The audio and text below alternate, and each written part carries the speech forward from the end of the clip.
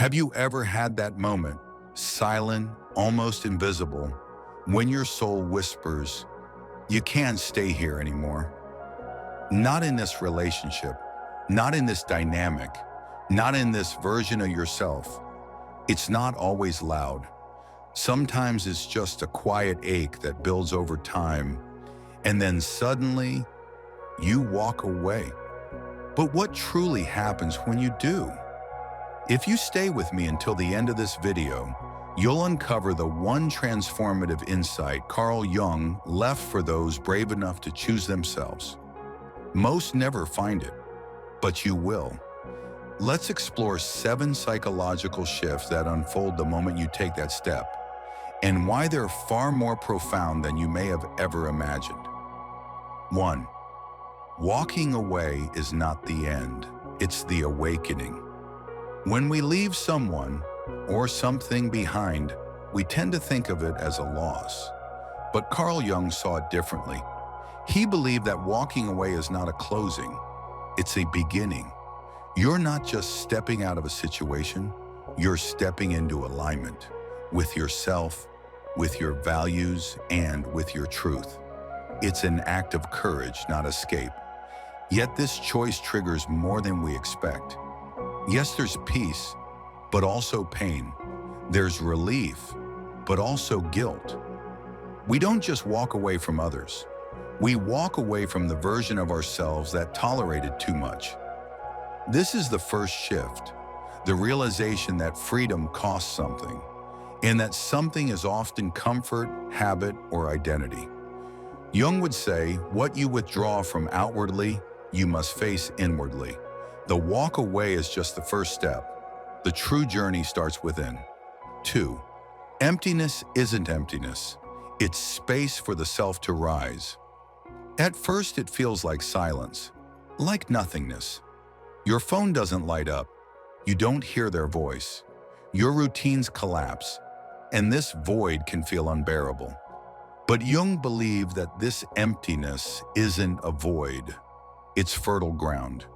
It's the sacred silence before rebirth, a space where everything unnecessary has been stripped away, so the essential can finally emerge. Most people try to escape this phase. They jump into new relationships, distractions, habits, anything to avoid that hollow space. But if you can sit with it, breathe with it, allow it, you'll find that what's rising within is yourself, the authentic you that's been buried beneath years of adaptation and compromise. This is where the second shift happens. You stop filling space and start listening to what it wants to become. 3. The past doesn't let go. Quietly, it fights back. Don't be surprised when those you left behind try to pull you back. It's not just because they miss you, it's because your departure is a mirror. Jung described projection as the unconscious process of placing our own disowned parts onto others. So when you walk away, you force people to confront what they've been avoiding. That might be their need for control, their fear of abandonment, or their refusal to change. They may guilt you. They may accuse you of being cold, selfish, or irrational. But their reaction is not a reflection of your worth. It's a reflection of their shadow. And here's the third shift. You stop believing their version of you, and you start trusting your own. You begin to see that not everyone is ready to grow with you, and that's okay. Because you're not walking away to punish them. You're walking toward peace. 4. You begin to reclaim the parts of yourself you abandoned. This part might break you open. When you leave something behind, you also leave behind all the versions of yourself that depended on it. The one who tolerated mistreatment, the one who believed love meant sacrifice, the one who thought silence kept things safe. As those layers fall away, grief can rise. Grief for time lost, for needs unmet, for parts of you that never had space to exist. But Jung taught that within the unconscious are not only our fears, but also our potential. As you let go, you'll begin to feel pieces of yourself returning. Your intuition sharpens, your voice strengthens, your creativity ignites. This is the fourth shift. You stop surviving and start reassembling, not as who you were, but as who you were always meant to be. 5. Authenticity begins to redefine your relationships. You might notice it suddenly or gradually. You're no longer willing to shrink to make others comfortable. You no longer tolerate half-love, mixed signals, or emotional games. And because of that, something beautiful happens. Your energy begins to filter your relationships for you. People who were drawn to your wounds might drift.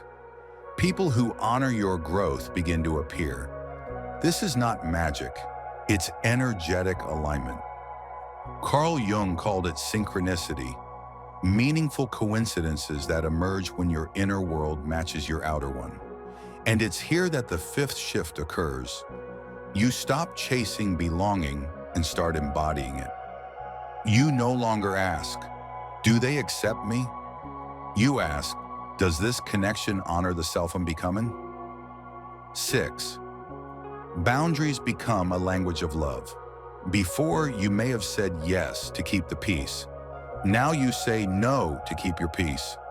Boundaries are not walls, they're bridges to authentic connection. They say, this is who I am. This is what I value. This is how I love. Jung taught that the psyche thrives in structure, and your emotional boundaries are that structure. They protect your energy, they preserve your clarity, they prioritize your truth. This is the 6th shift. You begin to lead with self-respect, not self-sacrifice. And those who are meant to walk with you, walk better beside you. 7. You stop seeking permission and start living in purpose. This is where everything begins to change. You no longer need people to understand you in order to validate your path. You no longer measure your worth by who stays or who claps. You start measuring it by your alignment, your inner yes. Jung believed that the most dangerous lie we tell ourselves is that we must earn our place in this world. But when you choose authenticity over approval, the entire world reshapes around you. Your passions wake up, your vision clears, your life begins to flow, not without struggle, but with meaning. And this is the final, most powerful shift. You no longer live to be chosen. You live as though you've already chosen yourself. So here we are. You walked away. You endured the silence. You faced the shadows. You reclaimed yourself. But what now?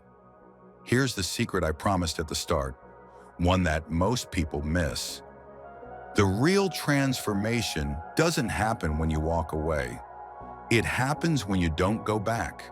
That's where the power lives, in your decision to remain aligned, to resist the pull of old patterns, to trust that your peace, your voice, your soul is worth protecting. Because you are not what you left behind. You are who you dared to become in its absence. If any part of this message stirred something inside you, don't keep it to yourself. Share your reflection in the comments. What did you walk away from? What part of yourself did you find in the process? Your story might be exactly what someone else needs to begin their own. And if you haven't already, take one simple action. Subscribe, like, and turn on the bell. Not for the algorithm, but because it helps build this community of souls choosing growth, healing, and truth. Together, we're not just surviving, we're awakening. See you in the next video. Be brave, be honest, be you.